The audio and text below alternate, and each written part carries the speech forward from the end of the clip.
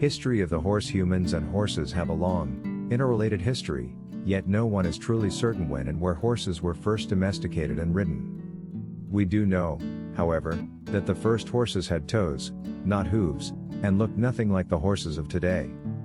This chapter highlights the current facts known about the early ancestors of the modern-day horse and its evolution. It also covers the ways in which the horse helped advance human civilization, from conquering foreign lands in battle to plowing and settling new frontiers. The ancient horse fossils of Eohippus, as the first horses have been called, show the mammal to be an herbivore smaller than a dog. Eohippus lived primarily in North America but vanished from the continent entirely around 8,000 years ago for reasons that remain a mystery. Horses did not return to North America until the 15th century AD. What is an herbivore? An herbivore is an animal that eats plant life exclusively. As grazing animals, horses are herbivores. This distinction makes the horse a prey animal. Animals that hunt and eat horses are considered predators. Being an animal of prey contributes greatly to the horse's overall behavior and endows it with the natural speed and athleticism necessary to flee from danger. Changing habitat from swamplands to dry savannas caused the horse to evolve from a creature with multiple toes to one with a single toe, which later became a hoof and which is better adapted to roaming dry ground. We can thank the Pliocene epoch for Pliohippus, the first single-toed horse. Pliohippus serves as a prototype for our own equus, the modern horse. According to The Kingdom of the Horse, by Elwyn Hartley Edwards, Pliohippus had a ligament-sprung hoof and longer legs with flexing ligaments, which gave way to a running action similar to that of the modern horse. Partway up the horse's leg, past the knee on the inside, is what seems to be a calloused piece of skin, usually around the size of 2 quarters. Called the chestnut, this is said to be what remains of the first of 3 toes the horse lost during its evolution. The 2 other toe vestiges can be found as a hard nodule behind the fetlock. The evolution from Pliohippus to our modern equus took another 5 million years or so to accomplish.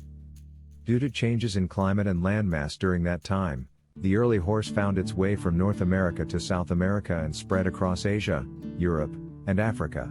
Age of domestication. Humans probably first valued the horse as a source of a food long before they were ridden. The period from 4000 to 3000 B.C. is considered the true age of the domestication of the horse. Domestication is believed to have first taken place on the steppes north of the Black Sea. Evidence of mounted warriors found in China supports the theory that horses were extensively ridden for the first time around 4000 B.C. Early interactions. The horse was thought to be first harnessed in the Near East around 2000 B.C. Evidence of man's early interactions with the horse comes mostly in the form of tapestries, relief pottery, and other works of art depicting battle scenes and exemplifying the human reverence for the horse's beauty.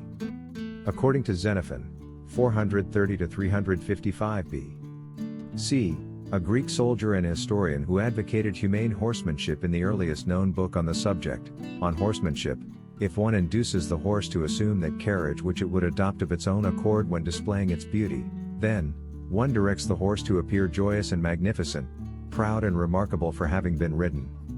Until 1500 B.C., horses were typically too revered to do lowly agricultural work. Initially, they were hitched up with oxen yokes, but the design cut off the horse's wind. A padded collar was designed to better suit the horse. Metal snaffle bits were perfected to take the place of nose rings, which were used to control the animal. In China, horses were used to pull chariots by this time. The first records of systematic training, conditioning, and caretaking of horses date back to around 1350 B.C. They were ridden by a man named Kikuli. Kikuli was a Mitanni, an Aryan group with cultural ties to India. Tablets that have been found show Kikuli's instructions to the Hittite rulers prescribing care of harness racing horses.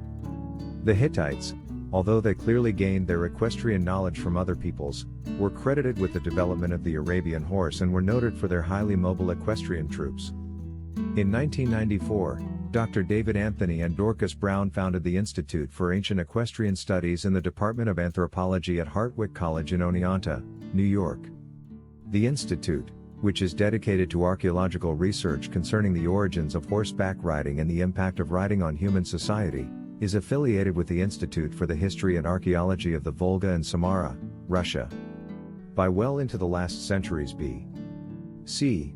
Horseback riding not only had been mastered but had become common. Scythian warriors, who had the first recorded geldings, castrated stallions, and whose wealth was measured in horses, were skilled in the art of battle on horseback.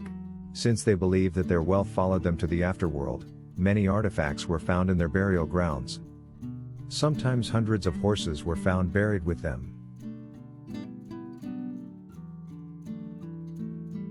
A significant recent equine discovery in 1879, Marcelino de Sachuola, a Spanish engineer who was also a serious amateur archaeologist, was exploring a cave with his daughter in the mountains of France when his 5-year-old daughter noticed on the cave ceiling drawings that included horses. Studies of these drawings in the now famous Altamira cave have determined that they are from a period between 30,000 and 10,000 years ago. Such discoveries help us better understand the shared history of horses and humans. Finding Przewalski's horse was discovered in the remote regions of Mongolia around 1879 by the Russian explorer Nikolai Mikhailovich Przewalski. It is believed to be the closest ancestor to the ancient horse in existence. Described as being around 12 hands, with a stocky body and short legs, it is currently believed to be extinct in the wild and to exist only in captivity, although it remains a truly wild horse that has never been thoroughly domesticated. Horses in North America. One of the great mysteries of the horse is its disappearance about 8,000 years ago from the North American continent, this despite the fact that Eohippus evolved here over a period of millions of years. Fossil evidence tells us that early horses definitely resided in North America and then vanished for reasons we can only speculate about. The Great Disappearing Act. Apparently, the horse somehow migrated south to South America and west across the land bridge, probably across what is now the Bering Strait into Asia. Further climate and geographical changes during the Ice Age possibly pushed them farther into the Middle East and Africa. Some speculate that those that remained behind in North America may have succumbed to a fatal disease. Many thanks, Spanish conquistadors. The horse was being ridden and domesticated and becoming a crucial member of civilization in other parts of the world long before it reappeared in North America. Spanish explorers and the missions that followed are generally credited with this reappearance. They brought large numbers of livestock, including horses, to the New World for their settlements. Ponce de Leon is thought to be responsible for bringing Andalusian-bred stock into what is now Florida. By the 17th century, Native American tribes along the Mexican border began to use horses, as did American settlers in the West. In addition, the Native Americans used horses to barter with other tribes, which allowed the horse to move across the rest of the western United States. Wild horses of the West. It's easy to imagine how some of these horses either escaped captivity or were turned loose, thus marking the beginning of the wild, or, more accurately, feral, horse bands in the American West. Today, the Bureau of Land Management, BLM, is the U.S. government institution responsible for the care and management of the wild equine herd still in existence in the United States. In the 1950s, Velma B. Johnston became concerned about the manner in which wild horses were being harvested for commercial reasons. Her campaign was loud and her audience receptive, leading to the passing in 1959 of Public Law 86-234, which controlled the way wild horses and burros were hunted. But it wasn't until 1971 that Public Law 92-195, the Wild Free Roaming Horse and Burro Act, was passed. It provided for the management, protection, and control of the wild horse and the burro populations. Numerous amendments have passed since. Management of the wild horses, commonly referred to as mustangs, has included regular removal and dispersal, partly through private adoption. Mustangs have been wild all their lives. Their first interaction with humans is often when they are rounded up, branded, castrated, and vaccinated, making their impressions of humans rather unfavorable. Only people who are experienced at handling difficult horses or who have access to experienced help should attempt to adopt them. Cowboys, horses, and the settling of America. Prior to the advent of the horseless carriage, horses were everywhere. Especially essential in the settling of the American West, they were used for mounted transportation, hauling carriages and stagecoaches, moving cattle, and inevitably for entertainment in the form of racing and rodeos. Rodeos provided an avenue for cowboys to show off the roping and roundup skills they used every day. Such competitions continue to celebrate the heritage of the American West today. The Pony Express. The Pony Express was a short-lived and much romanticized part of American history. St. Joseph, Missouri, was the site of the eastern edge of the Pony Express route, and Sacramento, California, was the western destination. Up until that point, most emails was sent around South America to California by steamship, which took a month. The intent was to shorten the time for mail to cross the country until the railroad was complete. William Russell, William Waddell, and Alexander Majors thought of the idea of offering 10-day delivery via a horse and rider relay. Each rider would cover 75 to 100 miles, and each horse would be expected to cover less than 15 miles. The Pony Express Company bought 400 horses to stock the route through Kansas, Nebraska, Colorado, Wyoming, Utah, Nevada, and on into California. As an innovative idea, the Pony Express was a great success.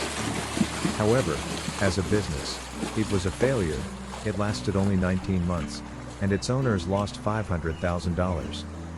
If you want to learn more about this fascinating venture, check out the Pony Express Museum in St. Joseph, Missouri. Recent history of horses in the United States. Western movies romanticize the cowboy and his relationship with the horse to such an extent that the ideas viewers took home in their minds may have contributed to the horse's continued popularity long after automobiles and mechanized farm machinery replaced it as a beast of burden. Unfortunately, these movies also perpetuated many misconceptions about horses and riding in general, leading some to believe that hopping on a horse and galloping across an open field is easy and all there is to riding. Of course, nothing could be further from the truth.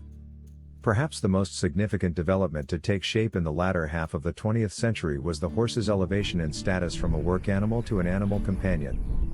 Although still considered property by law, many people today tend to view their horses more as beloved pets than as mere livestock. Some prized show horses live lavishly pampered lives and are valued in the thousands of dollars because of their talent and the quality of training invested in them. The horse's influence on American civilization. Who knows what the world would be like today were it not for the existence and domestication of the horse? A man invaded and conquered foreign lands from the back of his warhorse and built civilizations with his workhorse hitched to a plow or wagon. Our partner for centuries, perhaps no other animal has served man in so many diverse ways, nor suffered so dearly for it. Horses as transportation. Before the invention of the automobile, the horse served as man's primary means of transportation in many parts of the world. The horse can cover a lot more ground in a day's travel than a person can on foot. It can also haul heavy loads, transporting goods along with people in stagecoaches, wagons, and trolleys. Horses carried homesteaders and their belongings in covered wagons into the wild American West and helped expand and transform a few struggling colonies into great nations.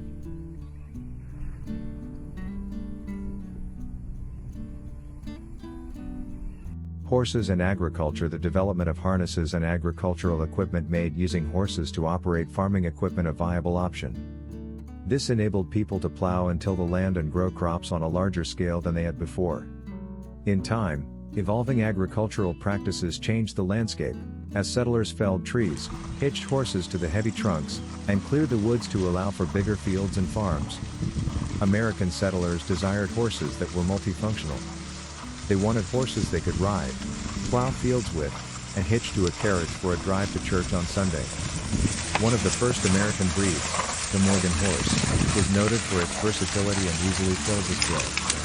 Other American breeds such as the saddlebred and the Tennessee Walker developed from plantation horses, bred for their easy gaits.